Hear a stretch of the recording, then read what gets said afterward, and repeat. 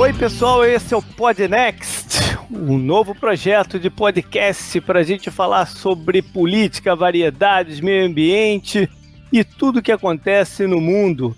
Tô eu, JP, que você de repente conhece do 10 Jardas de futebol americano, do Nerdcast, ou sei lá de onde mais, e tá comigo hoje e nos próximos 1000 episódios, Gustavo Rebelo. Fala, Gustavo. Olá, bom dia, boa tarde, boa noite, não sei.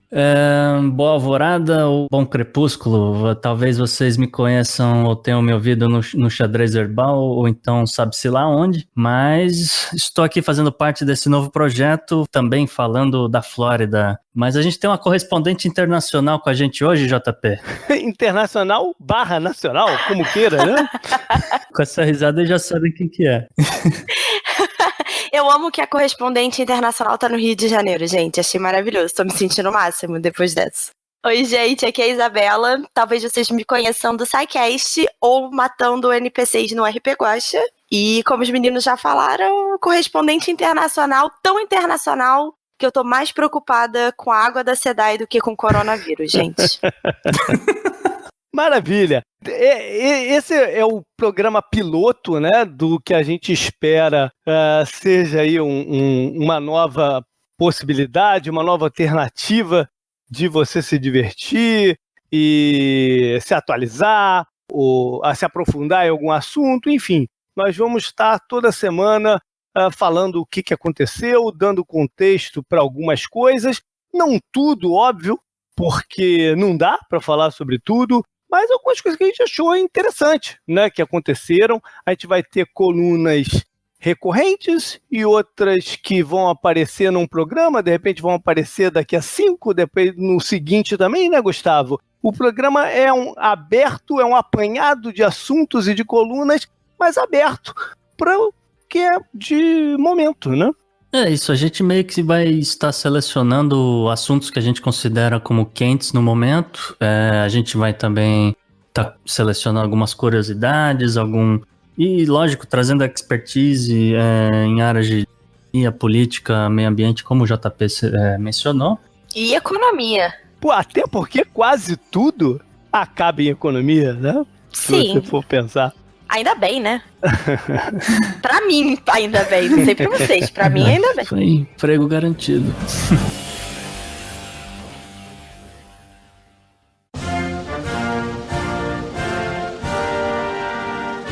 Legal. O Gustavo quer começar pelo quê? Então, JP, inaugurando o nosso bloco, o assunto quente da semana, eu acredito que o ouvinte de podcast deve estar mais ou menos inteirado no que está acontecendo nos Estados Unidos. Vai ser uma das pautas mais quentes dos Estados Unidos do ano, as eleições.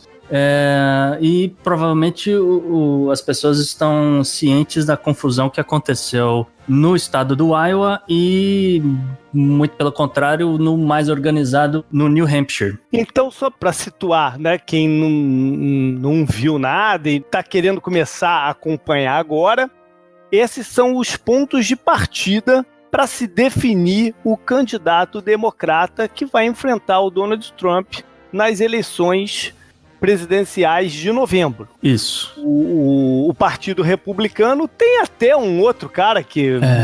Bill Weld.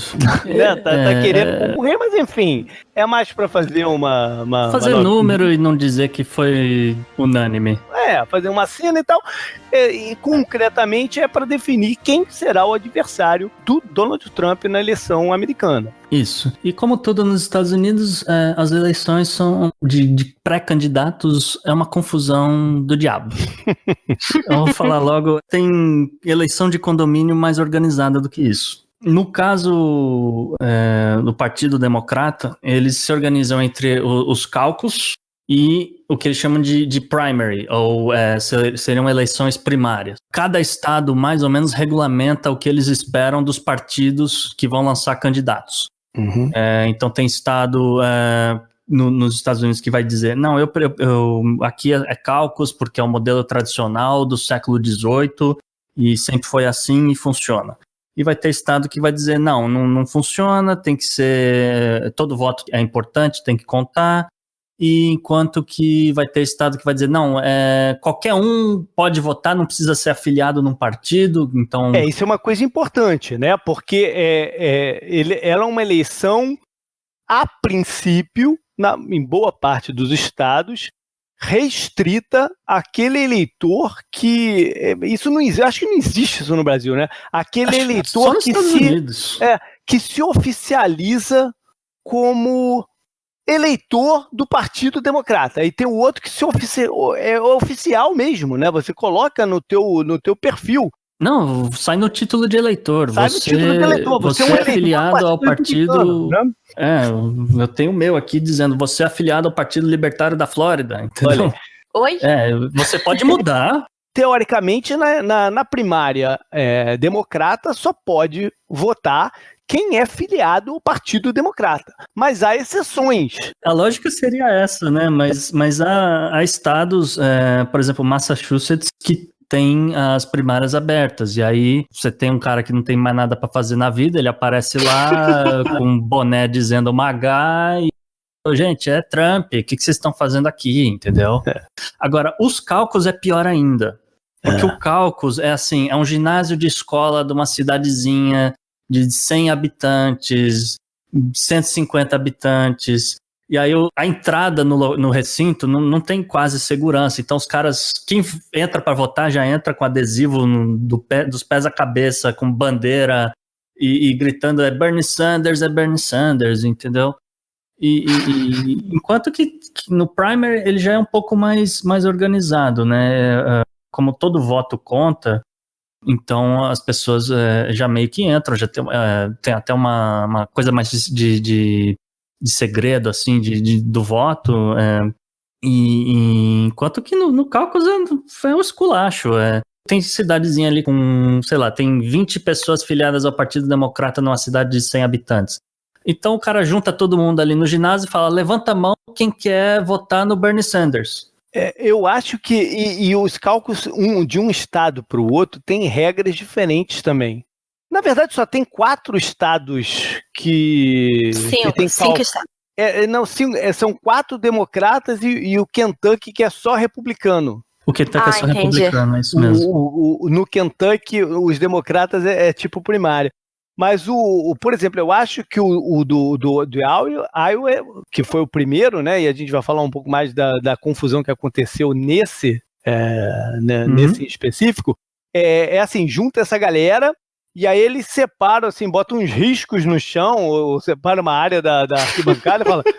Todo mundo que quer votar no Biden, corre para aquele lado de lá. Aí os caras correm para lá. Todo mundo que quer votar no prefeito Pitt, corre para o outro lado. Corre. Aí depois eles somam as cabeças que estão em cada lugar. E é importante, talvez, lembrar que isso é uma pré-eleição indireta. Sim, a galera tá cedendo o voto para os delegados que vão votar no candidato que ainda vai concorrer a presidente. O cara pode chegar lá e votar em outro que não aquele que você botou lá para votar. Isso é importante mesmo. E o que é bacana, se tem um lado bacana desse do caucus, é que você pode convencer alguém lá nas conversas, lá a sair lá do grupo que tá do Bernie Sanders e vir para cá e se juntar a galera que aglutinou para o Andrew Yang, né, que na época ainda estava candidato, ele agora já abandonou, mas quando teve o de Iowa ele ainda era candidato e tal. Então existe essa total. flexibilização lá dentro, né, das pessoas mudarem de ideia e tem um debate político que acontece lá. Só que esse ano deu uma cagada monstra. Deu ruim, literalmente deu uma cagada monstra e até agora a gente não tem o resultado oficial da parada, né? Talvez nunca vai ter. Talvez Essa nunca tenha. É a realidade. Já teve o momento seguinte, que foi a primária de New Hampshire. Isso. Já aconteceu e ainda não se tem o resultado. Bom, pode ser que quando você esteja ouvindo o programa ele até tenha saído também, né? Enfim, mas tudo pode acontecer. Mas foi um problema. E o problema começou com um app. Foi. Que resolveram fazer essa contabilização maluca num app. Por quê? Porque na eleição passada, o Bernie Sanders reclamou que tinha havido algum erro, ou má fé, ou manipulação, e o resultado final que deu a Hillary ganhando, sei lá, por meio ponto Foi de vantagem, 0,2. não condizia com as pesquisas que a campanha dele tinha feito, que dava uma vantagem tranquila para ele. Então ele falou, pô, tem merda aí, né? Como é que na hora foi um negócio tão diferente? E aí eles resolveram, porque era tudo contado na mão. Né? Uhum. Eles resolveram fazer sistema. Você, né? Resolveram fazer um sistema que aglutinasse o resultado dos encontros de todos os distritos. Esse sistema foi desenvolvido por uma companhia chamada Shadow. Isso que eu ia falar. A empresa chamada Shadow Inc. Shadow Inc. É esquisito, né? A empresa das sombras. Já é um nome assim que você fica... É esquisito. E que foi uma indicação do Comitê de Nevada, do Caucus de Nevada. Então, mas tem um detalhe aí também, JP. O cara que é dono dessa Shadow Inc., ele é um bilionário de Israel. O nome me fugiu agora no momento. Só que, como você falou, foi uma indicação do Nevada, não sei o quê, porque o cara faz campanha lá no Nevada, no PAC democrata. E aí... descobriram depois que esse sujeito tinha doado dinheiro para a campanha do Peter Buttigieg. Olha aí. Que delícia. Entendeu? E aí é uma confusão dos diabos. Os teoristas da conspiração explodindo todos os fóruns e Reddits e né, os cantos do Twitter. Teve um problema logístico, né? Eles estavam com medo de ter hacker, né? Como a Ledley teve na eleição 4 anos atrás. E eles só liberaram a app 1 hora antes. Então, para todo mundo baixar, para todo mundo contabilizar, para o sistema começar a rodar, só foi liberado 1 hora antes. Isso mesmo, teve um problema de internet. Aí você tem essas pessoas organizando essas corrida maluca, que nem o JP falou. Na média, uma faixa etária de uns 70 e pouco. Né, todos são voluntários, voluntários, de saco cheio de estar ali esperando para poder dar o resultado. Os caras começam a tirar foto da súmula. Isso foi na verdade, isso foi depois que o app deu problema. Agora... Porque alguém descobriu que o app não estava atualizando os inputs, que não saía do lugar a parada. E aí foram ver, estava cheio de glitch no app. Foi. E veio uma recomendação do Comitê Central, que faz o aglutinamento das informações, para cada um dos comitês ligarem para eles e passarem por telefone o resultado para eles lá imputarem numa planilha de Excel o negócio. Exatamente. Excel que eu estou falando, mas era um outro, mas enfim. Só que o que aconteceu? Era um número de telefone que as pessoas tinham que ligar. As ligações demoravam, porque os velhinhos lá que estavam contabilizando o negócio se enrolavam para falar os negócios. Estavam demorando muitas ligações. Não, porque tem toda uma conta que tem que fazer. O 4chan liberou esse número para a galera e pediu e fez um apelo para que neguinho congestionasse mesmo as linhas a linha de telefone do negócio, ou seja, não estava indo para lugar nenhum. Aí eles começaram a pedir que ao invés de ligar, nego tirasse as fotos do resultado e mandasse, só que aí cada um começou a mandar a foto num modelo, num formato diferente, não conseguiram até hoje contabilizar o negócio. E daqui a pouco vai sumir esses papéis. Vai sumir esses papéis. Hoje, no dia que a gente está gravando, o chefe do Comitê Democrata de Iowa pediu demissão. Por que será? E aí a confusão tá grande. O pessoal do Comitê de Nevada já disse que não vai usar app nenhum. Que eles encomendaram, quer dizer... O negócio que eles encomendaram, já pagaram, mas não vão usar app nenhum. Não é um bom início pro Partido Democrata. Não, definitivamente não. Mas com um adendo que, assim, no final das contas, o que sabe-se é que o Bernie Sanders, de fato, teve mais votos, mas por conta das regras de porcentagens que os candidatos têm que ter para ter um delegado aqui e outro ali, o número de delegados do Mayor Pete acabou sendo maior do que do Bernie Sanders. Agora, qual é esse número? Ninguém sabe. Ninguém sabe, o nego não sabe chegar nessa conta. A verdade é que o nego descobriu que não sabe se chegar nessa conta. Em Iowa é um dos estados que os delegados se dividem? Sim, por causa do sistema, é todo... É proporcional. É proporcional sempre. Então, se você tiver um voto, você tem 0, né? É que tem distrito que tem direito a um delegado, outro distrito tem direito a 2.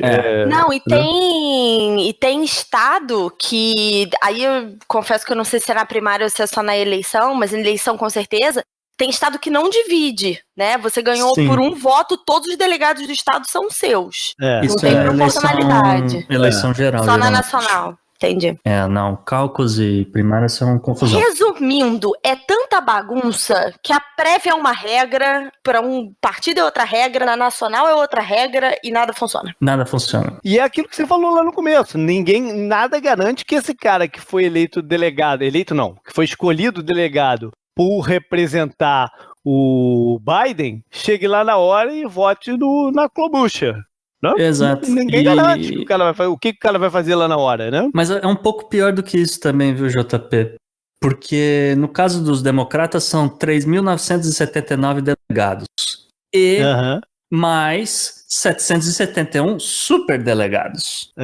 E aí, quando essa turma toda se reúne na convenção democrata, que é a grande festa que eles vão anunciar o plano de governo, a televisão fica filmando e não sei o quê, e justamente também mudaram as regras depois de 2000, por tudo que aconteceu com o Bernie Sanders, eles decidiram esse ano que só quem for realmente delegado vai poder votar na primeira rodada. Então, junta ali os candidatos, junta essa turma aí de delegados que venceu cada caucus ou cada primária, junta todo mundo ali e votam. E aí você precisa de 1.991 delegados nessa primeira rodada para ser confirmado como candidato. Ou seja, se por algum motivo o partido não quer que uma pessoa específica saia candidata por N motivos, ele só precisa dar um jeito de que a soma de delegados dela não bata esse 1.991. Porque aí entra a segunda rodada, na qual os superdelegados entram. E com a entrada dessa turma, quem são os superdelegados? Já que você só...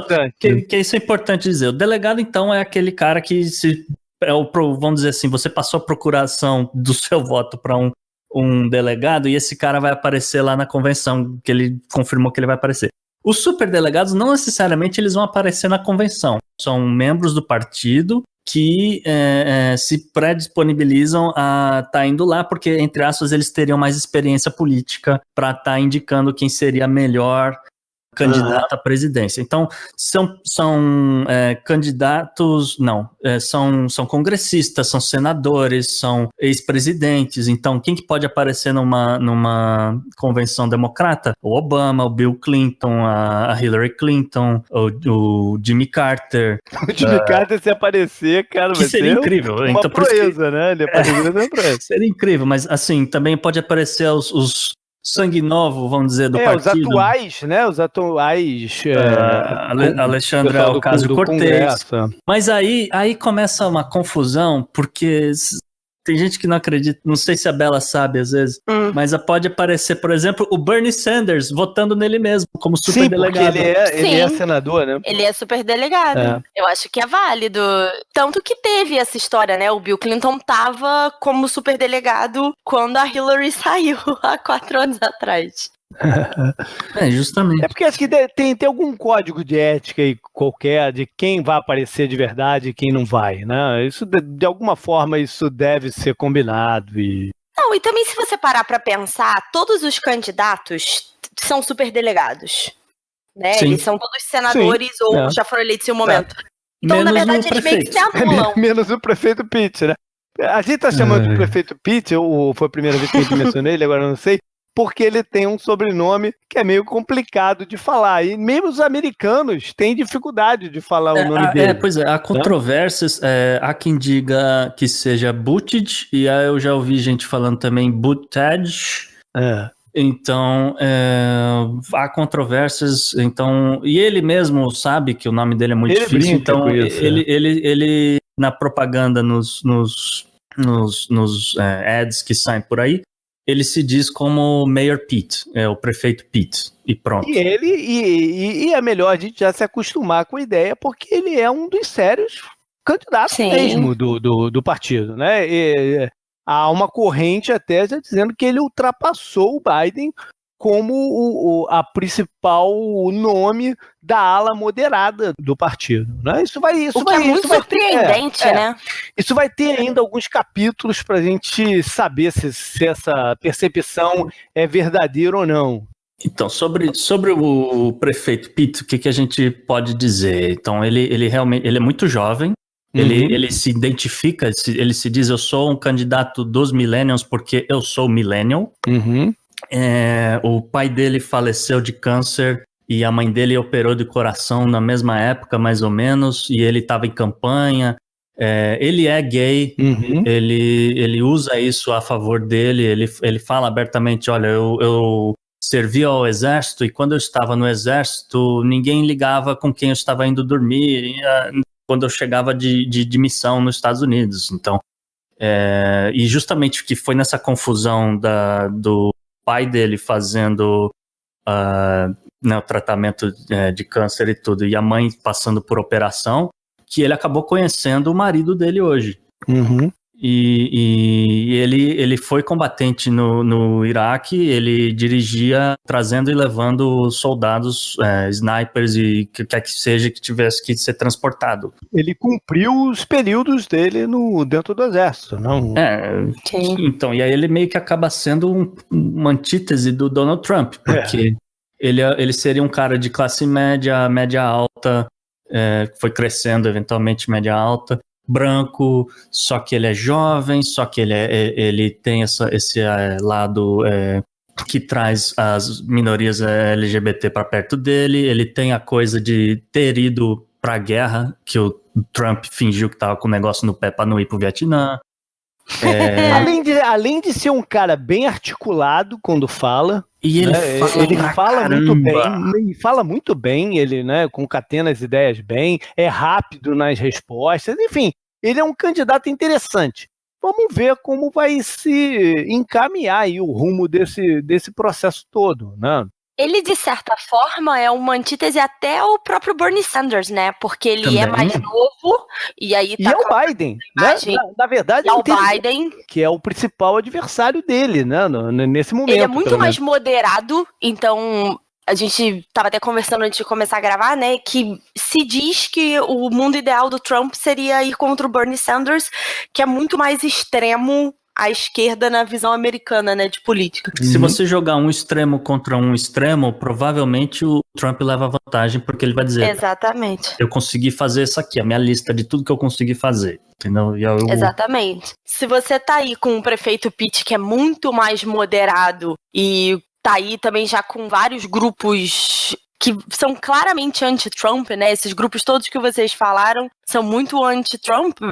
Claramente ele tá levando vantagem. No próximo programa, eu acho que pode ser interessante a gente fazer essa divisão entre quais candidatos são de uma linha e de outra, né? E como uma coisa está se desenhando. Vamos ver quem vai até sobrar na próxima. É isso que eu ia falar, exatamente. Gente. Não, mas enfim. Mas é verdade. E a grande diferença nesse exato momento que a gente está gravando entre o Bernie Sanders e o Mayor Pete é que o prefeito Pete, nesse exato momento que ele tem mais votos em Iowa e no New Hampshire, a gente ainda não falou do New Hampshire, é que eles são estados com maiorias brancas e aparentemente o Pete tem puxado essa, até por ser de centro, ele tem puxado mais voto dessa ala demografia, dessa demografia.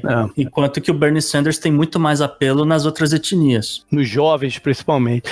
Não, nos negros, os latinos. Também. O Biden todos. Também, né? O Biden também tem divide esse voto com ele, mas o Bernie Sanders ainda é o número 1 entre as minorias. Legal. Eu acho que a gente pode tomar um gancho aqui para um outro tema que a gente vai tentar trazer semanalmente, que é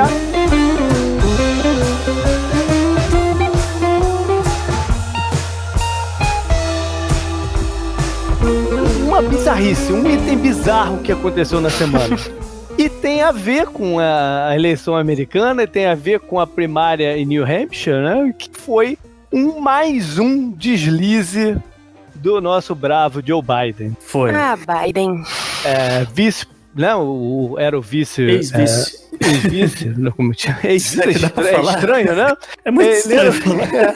Ele era o vice do Obama e não concorreu na eleição passada, né? Teve um grande acordo lá, enfim, não concorreu na eleição passada. E ele volta e meia solta uma frase ou um comentário esquisito, né? Não vamos nem entrar no histórico, né? Do Mérito. impeachment, do Trump, não sei o que lá, não. Vamos concentrar aqui nesse momento, nesses deslizes de frases dele, né? Uhum. E ele soltou uma essa semana curiosa, né, Gustavo? Você tem ela inteirinha, não? Eu tenho até o contexto para explicar um pouco para as pessoas, porque ele estava em New Hampshire em campanha, isso foi antes do primary de terça-feira, desculpa. E teve uma eleitora que aparentemente deveria ser indecisa, que estava, né, conversando com outros e permitiram que ela fosse fazer uma pergunta a ele. E ela perguntou ali, quem tá de boa, olha, o que aconteceu em Iowa? Porque o Biden, que é o grande favorito, não sei o quê, terminou em quarto e quase não... aliás, não, quase não. Ele ficou sem delegados em Iowa. Sem delegados, né?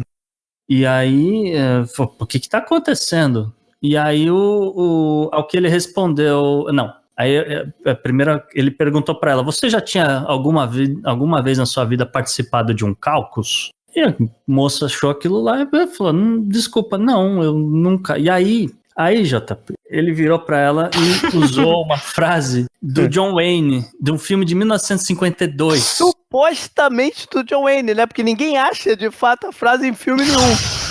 Isso é verdade, porque eu até pesquisei, depois eu não achei. Eu falei, bom, vocês estão dizendo que é John Wayne, deve ser. Mas a frase é o seguinte, ele olha pra moça e fala, sua mentirosa cara de cachorro da guarda montada canadense. Essa é uma tradução também... Né? Oi?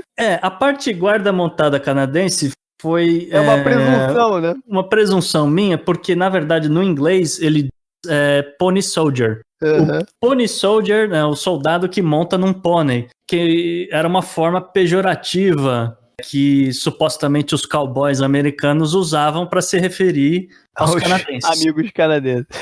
Mas a frase em inglês é a lying dog-faced pony soldier, né? Que se você pegar não quer dizer absolutamente nada.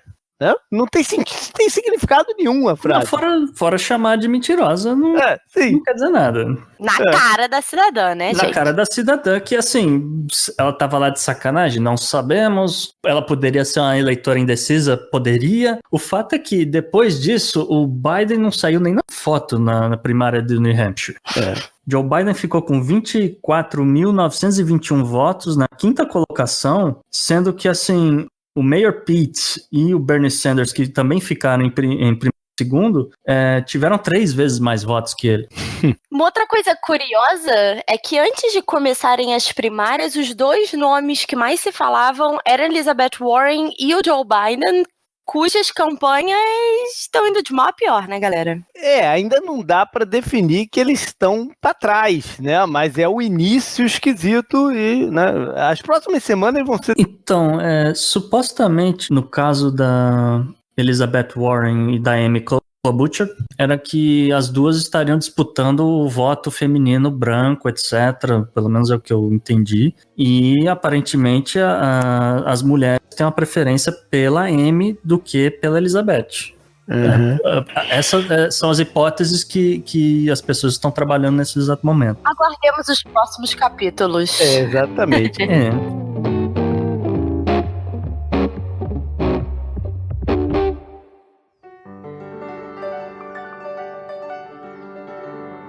A gente pode levar o programa agora para uma grande personalidade da semana. Esse vai ser uma coluna que a gente vai tentar trazer constantemente no programa. Alguém que se destacou de forma positiva ou negativa, ou que tem a ver com um grande fato ocorrido.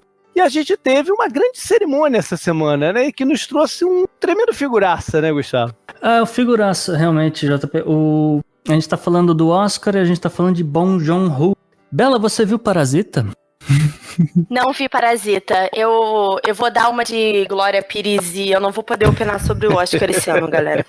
Você viu Eu também Bacurau? não vi Parasita, mas ele conseguiu um feito incrível, né? Que é vencer o Oscar com um filme não falado em inglês. Por isso Então, não, isso já é algo a se destacar, né? Exato, isso que eu ia dizer. A Coreia do Sul nunca tinha sido nem indicada para um Oscar de qualquer coisa antes na história, ponto. De repente ela tem um monte de indicações por conta do filme do Jong-ho, sendo que uma delas era de melhor filme estrangeiro e de melhor filme. Geralmente, quando a academia faz isso, é meio que uma forma dela dizer, não, você vai ganhar como melhor filme estrangeiro, mas seu filme não é tão bom assim que você vai ganhar um filme de melhor filme do ano. Então é meio que um prêmio de consolação, aquela Isso coisa aconteceu toda. com aquele italiano, lembra? Foi a mesma coisa com Roma no passado, né? Que ele foi indicado a melhor filme e melhor filme estrangeiro, ganhou melhor diretor e melhor filme estrangeiro, mas não levou o melhor filme do ano, né? Exatamente. Eu lembrei também de um caso antigo, mas eu não me recordo o nome do filme. Eu lembro que era um italiano que saiu pulando pelas A Vida é cadeiras. Bela? A Vida é Bela, exatamente. A Vida é Bela. Aconteceu isso também. Esse filme é maravilhoso. O filme, você viu o Parasita, né, Gustavo? O filme é bom, o filme, tirando essa coisa, né, diferente, inédita de ganhar um filme não em inglês e tal, o filme é bom? Olha, vamos jogar na fogueira. O filme é legal, assim, o filme é interessante e tudo mais, mas assim, pra mim não é essa Coca-Cola toda, entendeu? Eu acho que o filme diverte, o filme entretém, o filme é muito bem feito, os atores são bons, a história é bem linear, assim, bem faz sentido, você não precisa ficar, não entendi o que está acontecendo e tudo mais, porque é um filme em língua estrangeira e tem outras dificuldades para expressar a mensagem e tudo mais. Assim, tecnicamente, etc, bom, não é o melhor filme do ano, na minha opinião, eu não sei. Eu gostei de outros filmes que estavam ali concorrendo. Todos eram bons filmes, inclusive. Mas assim, se você me perguntar esse era o melhor filme que você assistiu, eu vou dizer, olha, não necessariamente. Mas, de qualquer forma, eu acho que as pessoas deveriam assistir e tirar as próprias conclusões. A gente não tá aqui para ficar dizendo o que é bom, o que não é ruim. A gente só tá mais interessado na parte do entretenimento mesmo. A Coreia tem feito um esforço, né, grande de investimento para produção cultural, né? Essa é uma estratégia até de política deles, né? De tentar disseminar o seu método, as suas coisas na região lá da Ásia. É porque o Obama visitou a Coreia do Sul logo no começo do segundo mandato e ele falou sobre a onda coreana no mundo. E isso meio que fez o governo coreano se ligar, o presidente dos Estados Unidos está dizendo que isso é importante, então às vezes a gente deveria olhar com mais carinho para isso. E aí até trazendo um pouco para pauta econômica para a Bela, nesse negócio, a Coreia do Sul, que já botava uma grana legal para a cultura no país, começou a botar ainda mais dinheiro e isso começou a dar retorno. Então eram empregos sendo gerados, enquanto que apareciam bandas e músicas explodindo no YouTube e enfim, vários filmes na Netflix com a galera falando Baby coreano. Baby Shark, Baby Shark, o Gangnam Style, hoje em dia é o BTS. E bom, agora eles ganharam o Oscar. A pergunta que não quer calar: o pessoal da Coreia do Norte vai assistir o filme? Duvido!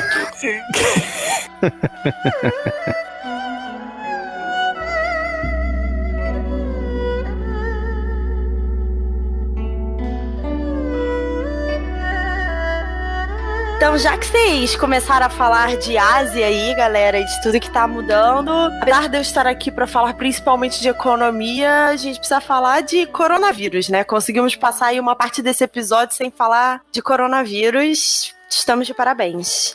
Até porque coronavírus tem tudo a ver com a economia, né? Tem tudo a ver com o que vai acontecer nos próximos meses no mundo. Exatamente. E, na verdade, o grande susto, né, Não tem tanto a ver com a quantidade de mortes, obviamente, todo mundo falando de uma próxima epidemia, mas a China é nada mais, nada menos do que a segunda maior economia do mundo, né? E talvez o grande motor do crescimento do mundo no momento, já que a Europa e os Estados Unidos estão com crescimentos aí patinando.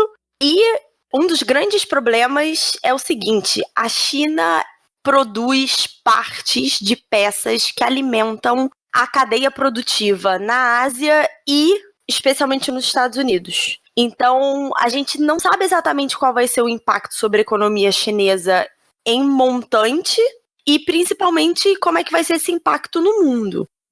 E por quê? Quando começou a crise do coronavírus, e aí a gente não vai entrar no mérito se tudo que a China fez foi bom, não foi suficiente, não foi. Há questionamentos, né, de que a epidemia só está tão grande porque, na verdade, o governo tentou encobrir por um tempo. Mas a verdade é que a China parou no Ano Novo Chinês. E aí, o que acontece? As pessoas, é muito tradicional que as pessoas viajem às suas cidades de origem para visitar os parentes. Então, elas saem dos grandes centros. Como no Thanksgiving aqui nos Estados Unidos, não? Exatamente. As pessoas saem dos grandes centros. É porque aqui no Brasil a gente não desloca Não tanto, tem, né, da família, não é a mesma coisa. É. Mas as pessoas saem dos grandes centros e vão para essas províncias mais ao interior.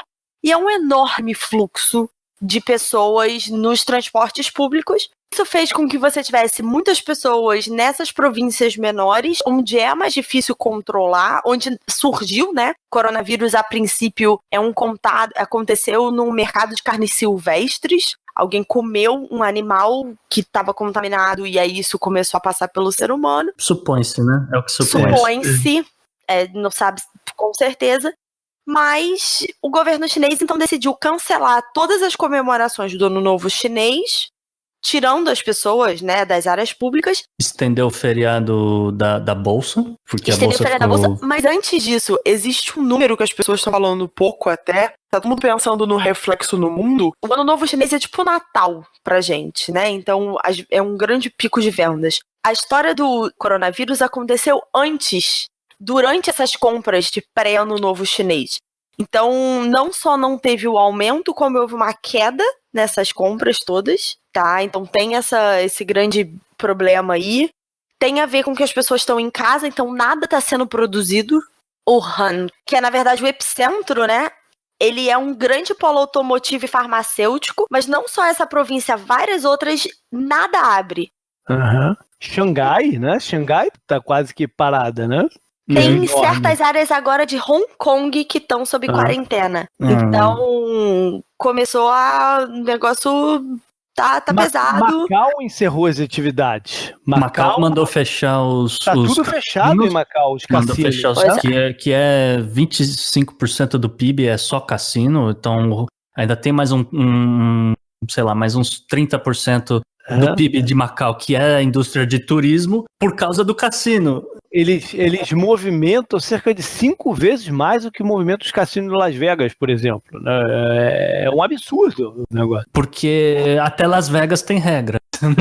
Realmente qualquer coisa pode ser apostada. Realmente não tem limites lá. E aí é um grande questionamento qual é o efeito, né? Então já começou a se ter efeito na própria Ásia. Tem muita linha de produção que produz determinadas coisas na China e que monta a Indonésia, a Malásia, que também tem uma mão de obra barata. É verdade. Várias dessas linhas de produção na Ásia estão paradas, porque não tá saindo, né? Não tem exportação. Então, existe, não é uma informação ainda confirmada, mas está previsto, por exemplo, a Apple, que ela vai ter atrasos em entregas de os fones do tipo AirPods e um iPhone que estava na linha de produção, é um iPhone desse mais, é o 11 que saiu, não sei, que eles conseguiram baratear e ia estar saindo agora em março. Então, aparentemente, existe um atraso de entregas desses aparelhos nos Estados Unidos, por exemplo. E isso é uma baita porrada, às vezes. Nossa. Sim. Aí você começa a pontuar, né, os prejuízos, né, em setores. E não só mais essa coisa só no imaginário, a economia da China. Não, você consegue ir para a realidade, né, da ação da empresa tal, o segmento tal. Por exemplo, o segmento de cruzeiros está afetado, sei lá, em 15%.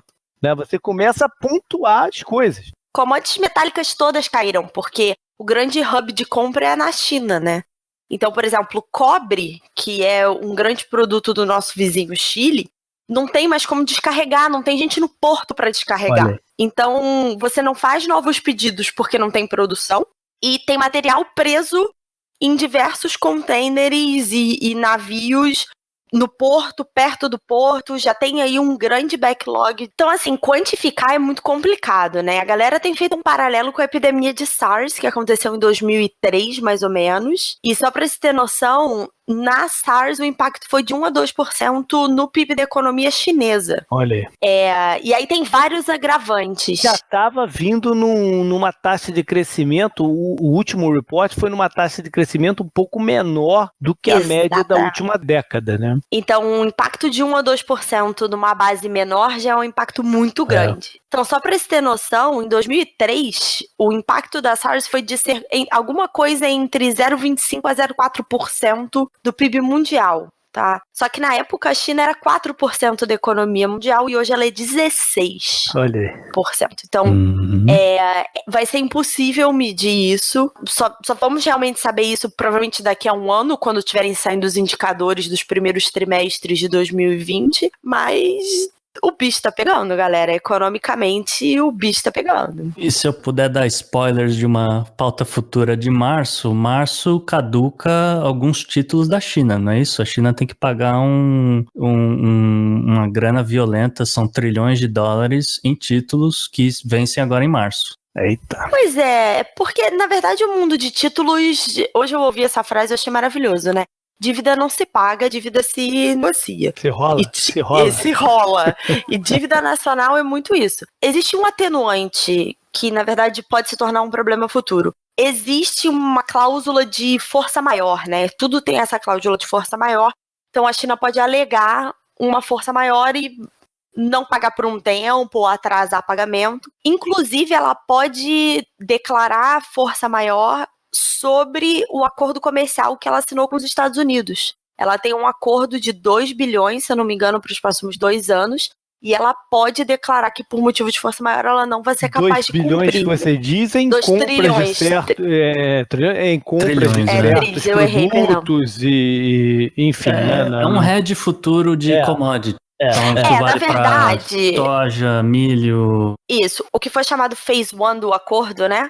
Foi muito específico de determinados produtos, 200 bilhões de dólares adicionais de compra dos chineses direto da economia americana, incluindo soja, por exemplo. Mas esse número que a gente está falando aí de 2 tri é porque vai acabar afetando outras coisas, né? Então, tudo isso acaba pesando.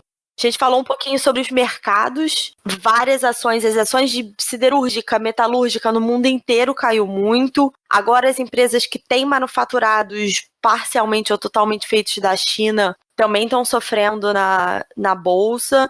Existe também um problema de confiança, né? Como não se sabe exatamente como o governo chinês está lidando, se os números que estão saindo são reais ou se eles estão cobrindo... Não, isso eu já digo de cara, não é real. Não tem nem que ter dúvida, não é real, né? Os números são... A gente até teve um ajuste de números hoje, no dia que a gente está gravando, né? Um salto de casos informados. Foram, do dia para a noite, 15 mil pessoas a mais infectadas com o vírus. Mas não vai acreditar que isso aconteceu. Isso é só um ajuste de números, né? Que eles devem estar tentando fazer. Agora, Isabela, a galera brasileira que está nos escutando deve estar preocupada nesse momento é o seguinte: como está a situação da Alibaba? Eles vão continuar mandando os produtos para o Brasil, para a galera, ou acabou comprar? Acabou. Olha, vai dar uma aliviada em Curitiba, né? Claramente vai dar uma aliviada na fila em Curitiba. A boa notícia é que o vírus não se espalha por pacotes. Aparentemente testaram o tempo de sobrevivência do vírus fora de um corpo humano e ele é bem suscetível à temperatura, Mas por que nego deu aquele banho de fumacê, então, pra tudo quanto é lado? Nas paredes e no negócio todo? Aquilo eu achei que foi coisa pro mercado ver, viu? Foi novela? Deram fumaça de seco, né, galera? Porque você tem uma questão sanitária muito forte, né? Isso foi realmente dito, que Wuhan, ao contrário de outros, vamos dizer, grandes metrópoles, ela é literalmente aquilo que a gente vê em anime, em filme de chinês e tudo, que é um amontoado de gente morando em cima de um amontoado de gente. Cara. Então, realmente, às vezes o cara tem uma tosse aqui, vai na porta do vizinho de frente, entendeu? Ou um espirro, ou uma cusparada no chão, de repente você pisou e nem viu, porque concentração é muita gente morando muito perto. Mas se ele não resiste nesse ambiente... Porque aí é o que eu ia chegar lá. Vários outros problemas. Há uma discussão nesse exato momento até de que produto que eles usaram que poderia matar esse vírus, porque tem quem diga que seja algum tipo de solução com cloro, alguma coisa assim. Uma borrifada de clorox na galera, foi isso? Pois é, porque é tudo muito estranho, JP. E a impressão que teve é que para reverter o que estava acontecendo nas bolsas. Eu não sei se a China tem muito disso de inflar a bolsa de vez em quando. Demais aqueles carros passando, né? E a galera tomando banho assim. Foi uma coisa muito estranha. Eu não sei o quanto efetivo é isso. Fica até a pergunta aí para os jovens cientistas ouvindo a gente, ou então até perguntar para o Átila ou alguém do Nerdologia, às vezes do SciCast, deve ter uma resposta. Eu não sei dizer o quanto que aquilo é de fato efetivo.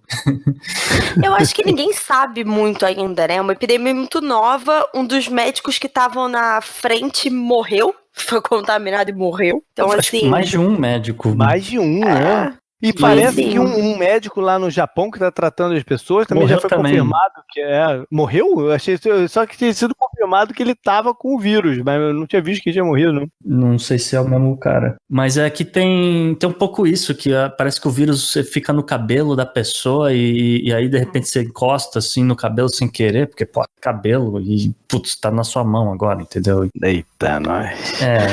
E JP perguntou, zoando, né, os efeitos no Brasil nos pacotes da Alibaba, mas tem uma outra coisa muito, muito forte, né? O Brasil vem se tornando cada vez mais dependente da economia chinesa para exportações.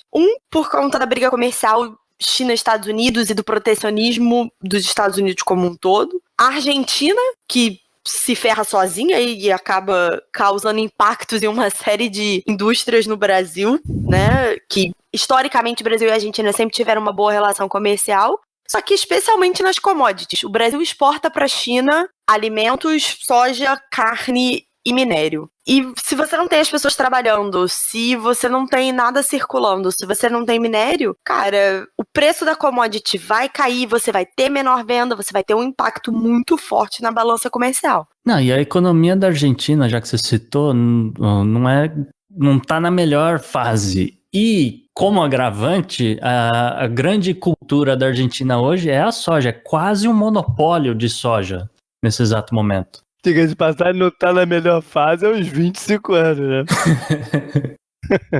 Não, cara, ultimamente tá terrível, assim. E aí, pra eu terminar assim, né, gente, vou terminar ainda mais depressiva, porque não foi o suficiente tudo de ruim que eu falei nesse bloco hoje.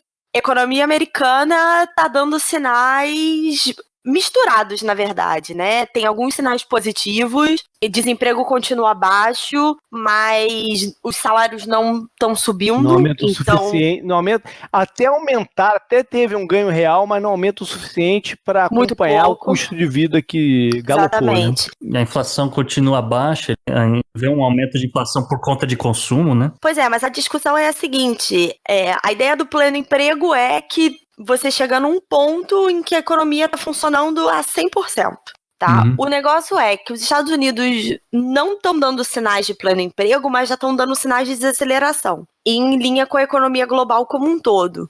Então, por isso que os sinais ainda estão misturados. A inflação não subiu, que é talvez um primeiro sinal de desaceleração, né? Quando você tem um emprego muito forte, a inflação sobe e aí é sinal de que você tá aí numa virada de ciclo econômico. A chamada boa inflação, né? Que tá todo mundo trabalhando, todo mundo ganhando mais, todo mundo gastando.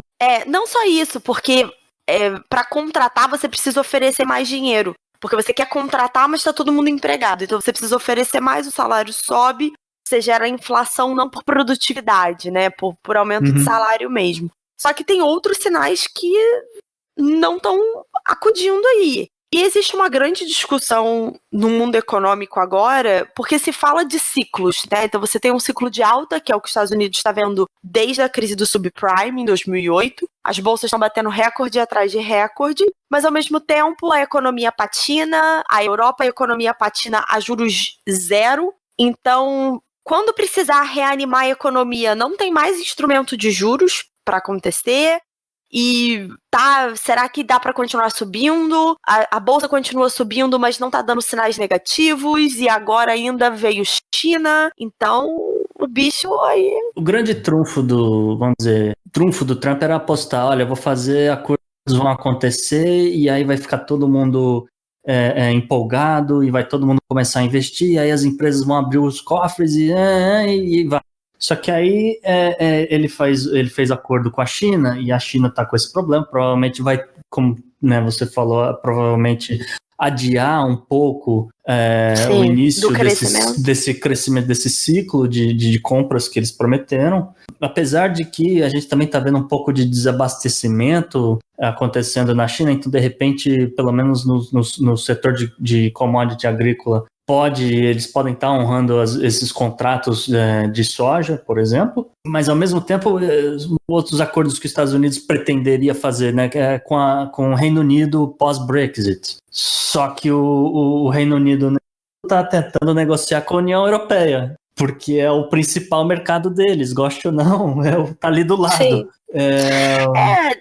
É esse novo cenário que os economistas não conseguem concordar, né? Então você tem vários cenários aí que são novidade. O Brexit é o primeiro deles. Como é que é esse primeiro país saindo do bloco? Uma negociação super difícil pro Brexit. Como é que vai ser essa negociação comercial? Os hard Brexit, eles têm um nome lá louco, mas a linha dura...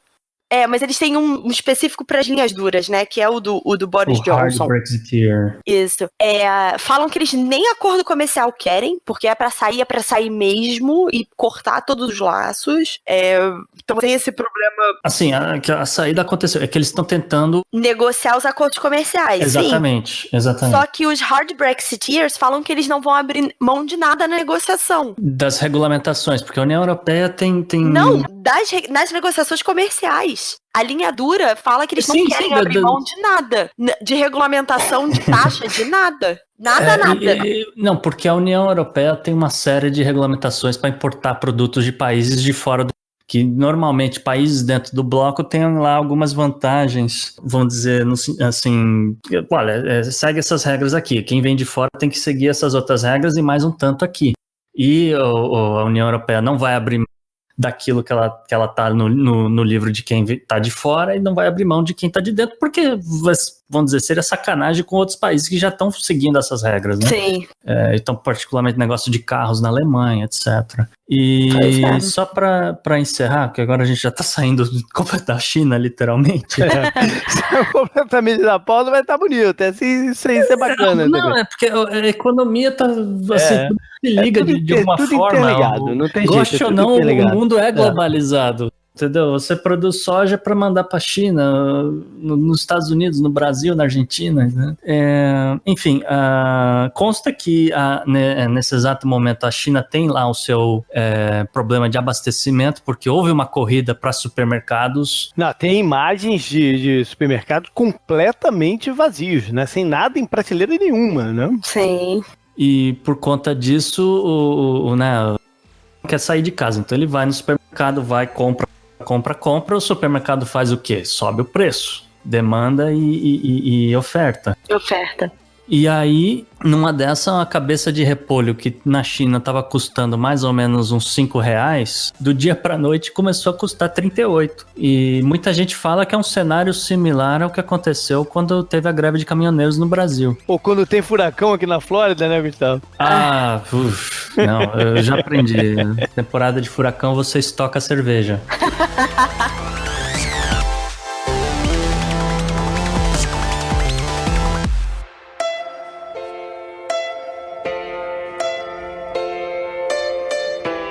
Por falar em furacão, um ponto importante do nosso, que a gente imagina que seja, que vai ser do nosso programa, do nosso podcast, e fundamental para nossas vidas e tudo mais, é meio ambiente. Gustavo, o que a gente aprendeu de meio ambiente essa semana? Então, JP, saiu alguns dados do EFES.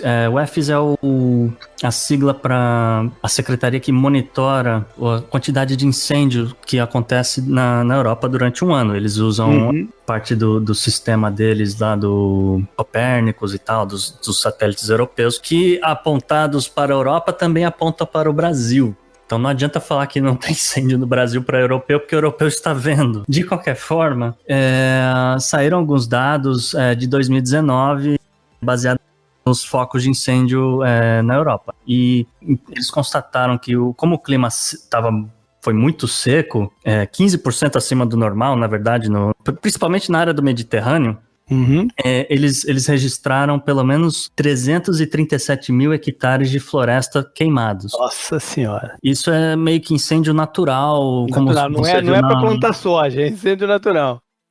Como você viu na Austrália, como você vê na Califórnia.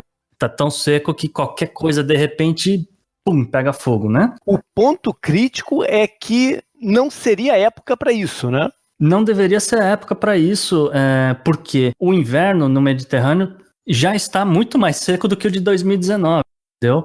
Então, por conta disso, eles já registraram 11 vezes a média de 10 anos. Então, caraca. assim, são coisas assombrosas. Você olha as manchetes na França, os caras dizendo, olha, eu não sei o que fazer aqui na Córcega, porque já era. Então... literalmente... Você está falando na Córcega, você está falando de uma ilha, ou seja, não é que o incêndio chegou até lá, aconteceu lá também. Os bombeiros não conseguem nem chegar na ilha, porque você mandar mas eu digo, não é que ele se expandiu até a Córcega, ele surgiu também dentro da ilha, pela mesma condição atmosférica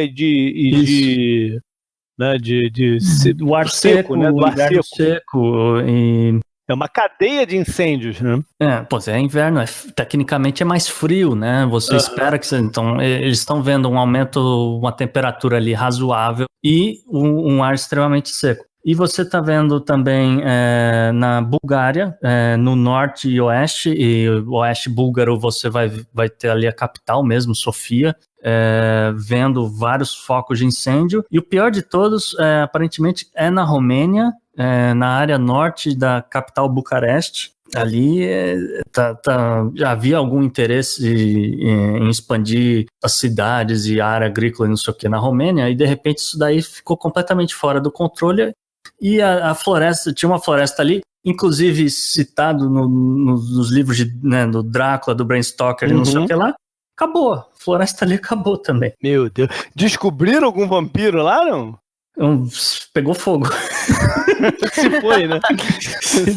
Pegou fogo mesmo. Se foi. E eu falo isso também porque é constatado em outras áreas econômicas, em outras commodities, as consequências desse clima seco. Então, por exemplo, na Itália, pela primeira vez assim, mais de 50 anos, o país teve que importar azeite, o que para o italiano é a morte, né? Olha, eu não sou italiano e eu morreria, porque eu sou movido a azeite, mano. E isso aconteceu porque geralmente a Europa, as fazendas, elas não têm tanta irrigação. Isso acontece também nos Estados Unidos, na área mais ao oeste, na região do Nebraska, por exemplo, você não vê muita gente com o próprio sistema de irrigação. Isso é muito comum na Europa. Por quê? Porque 6 meses que ali vai fazer frio, então você não precisa molhar, e ali 6 meses de verão que vai chover e irrigou, acabou. Mas nessa brincadeira de ficar um ano inteiro de seca, a região da Puglia,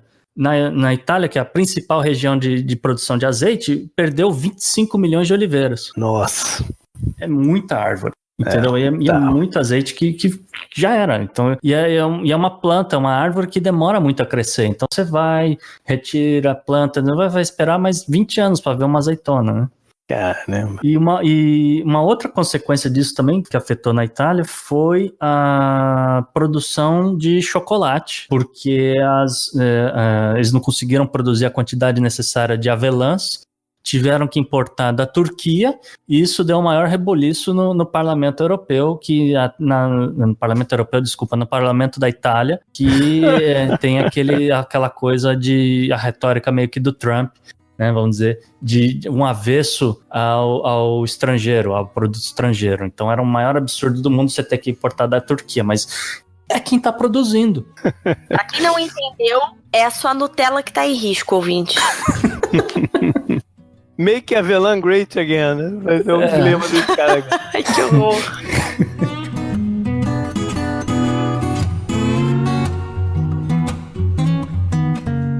Mas JP, como a gente tá falando de coronavírus, a gente tá falando depois de planta e as coisas morrem, infelizmente a gente tem que falar o obituário da semana, né? Pois é, e eu me deparei com uma história incrível hoje. Óbvio que a gente tem primeiro, né, fazer a menção, faleceu Alexei Botian, espero que seja assim que fale o nome, aos 103 anos de idade. Nasceu na Polônia, mas recebeu uma medalha de herói de guerra da Rússia, da União Soviética, por serviços prestados à União Soviética. Quem deu essa medalha, essa condecoração, foi o Putin em 2007. E é uma história incrível. Ele fazia parte do exército polonês na Segunda Guerra Mundial, e quando o Exército Vermelho ocupou a Polônia, ele virou prisioneiro de guerra e acabou se alistando ao Exército Vermelho Soviético, e foi galgando espaço lá dentro, teve algumas operações de sucesso. Mas espera, JP, que tipo de operações a gente está falando aqui? Ele se encaminhou para a área de espionagem, treinando com a NKVD. Isso. E ele fez uma operação na Ucrânia lá, que acabou com a morte de 80 nazistas e tal, mas não foi por essa operação que ele ganhou a condecoração do Putin, mas por uma outra história que nem se sabe se verídica é. Teoricamente, ele foi o responsável por evitar o fim da cidade de Cracóvia, na Polônia. Ô, louco. Eles descobriram um plano dos nazistas de explodir uma represa que inundar a cidade. Foram lá e detonaram o galpão, ou fábrica, ou sei lá onde, o que era exatamente o espaço. De munição. De munição e explosivos, detonaram o lugar e os nazistas não puderam dar seguimento ao plano. Porém, o governo polonês acabou até também condecorando ele, de certa forma, mas não confia 100% que a história seja verídica. Nem que tenha acontecido, nem que tenha sido ele o cabeça do negócio, e sim uma outra pessoa, um ucraniano. É uma história muito cabeluda, mas o fato é que a gente pode trazer para o que está acontecendo no mundo hoje, né? O Putin e a Polônia têm trocado algumas farpas, inclusive o Putin denunciando a Polônia como se tivesse colaborado com o governo alemão na época da guerra. O governo polonês se recusa a reconhecer. Uma troca de carinhos entre eles, o né? Apoio aos nazistas, exatamente. Que óbvio é um teatro para outras coisas mais importantes, como passagem de gasoduto pela área e tal, não sei o quê. Essa daí é uma forma deles trocarem farpas em público, e quando chegam num acordo ou não chegam num acordo para as outras coisas importantes na relação Polônia e Rússia. Quem sabe um dia vira filme, né? Quem sabe um dia vira filme, mas vale aí a menção ao espião Alexei Botian, acho que é assim que fala o nome dele.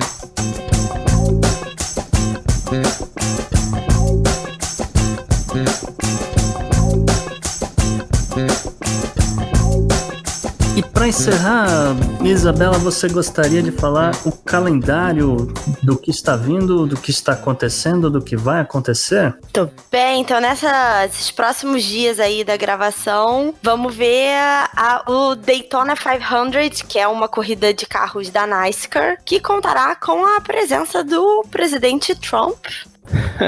Em plena campanha, né? O Trump tá ele é presidente, mas ao mesmo tempo ele tá em plena campanha para a eleição, né? A Flórida é um reduto importante, né, demais na próxima eleição, porque... Isso a gente vai explanar mais pra frente. Exatamente. Basicamente, então ele não tem a menor chance dele vencer sem a Flórida. E a presença dele é num reduto total de eleitores dele, né? Os fãs e quem acompanha NASCAR quase todo mundo que vai estar lá no estádio. Diga-se de passagem, é um estádio bacana, já tive lá não na corrida do Daytona, eu nunca fui, mas eu já estive lá visitando o estádio, é bem legal, cabe gente pra dedéu. Todo mundo quase que vai estar lá dentro é eleitor do Trump, ou seja, ele vai lá para incendiar os ânimos dessa galera. O que o JP não quis dizer é que são um bando de caipira vendo corrida de...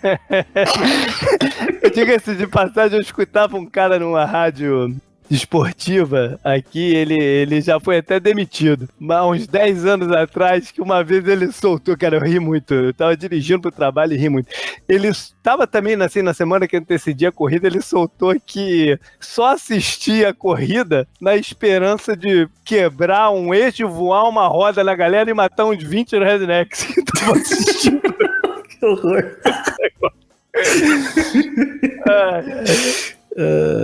Enquanto Trump faz campanha na Flórida, os democratas do Nevada vão tentar ajudar a escolher ainda contra quem Trump vai concorrer. É o próxima primária. Que dia que é, Isabela? Exatamente, dia 22 de fevereiro. Agora Legal. vai? Falando em eleição, o que mais de eleição que a gente tem? Dia 21, um dia antes dos democratas em Nevada, as eleições do legislativo iraniano, e por lá as coisas também estão pegando fogo. Quase que literalmente, né? Bom, e para marcar a agenda, mas com um fato do passado, dia 15 de fevereiro de 1989, marcou a saída da então União Soviética do Afeganistão. Foi quando eles retiraram de vez suas tropas lá, que em 9 anos de ocupação, podemos dizer ocupação, né, Gustavo? Foi uma ocupação? Pelo menos militar foi, né? Rendeu o filme do Rambo, né? Rendeu o Rambo 3. Em 9 anos, eles tiveram 15 mil baixas no exército. Para a gente colocar em comparação, os Estados Unidos, em 20 anos, né, desde que eles começaram a guerra lá, depois do 11 de setembro. Do 11 de setembro, eles perderam 2.354. E é considerada uma tragédia. É considerada uma tragédia. Nos Estados Unidos. E veio à tona de novo o assunto porque 6 soldados morreram agora em janeiro. Em conflitos, em confusões por lá, e vem de novo a questão quando que vão retirar as tropas, quando que isso vai ter um fim, né, essa guerra que começou, que muita gente já perdeu até um pouco o sentido inicial dela, né, enfim, quando que isso vai terminar, né, quando que eles vão retirar de volta, que não deixa de ser uma não vou dizer promessa de campanha do Trump, mas foi algo que ele bateu muito, né? De voltar com as tropas para casa, de um modo geral, né? E para acabar, depois de toda essa tristeza que a gente falou hoje, né, gente? Vamos falar de uma coisa positiva. Dia 18 marca 135 anos da publicação de As Aventuras de Huckleberry Finn. Olha aí. Um livro bem famoso do Mark Twain, que é considerado um dos 3 grandes romances dos Estados Unidos, junto com Moby Dick e o Grande Gatsby. Um filme maravilhoso que está na Netflix, galera. Se a gente tivesse o direito autorais, a gente podia até terminar o programa com o Tom Sawyer do Rush. Valeu, galera. Esse então foi o programa piloto. A gente não sabe, não tem uma data oficial para iniciar a sequência semanal. Espero que bem em breve. Se você nos escutou, gostou, mande seus comentários e por onde quiser, né? Pelo Twitter, por onde mais que a galera pode mandar por esse momento, Gustavo? Pode me procurar na @gu_rebel. Pode procurar a Bela na... Bela com 2 L's, Fontanella também com 2 L's. E pode procurar pelo JP, @JP_Miguel. Legal. Até breve. Valeu. Tchau.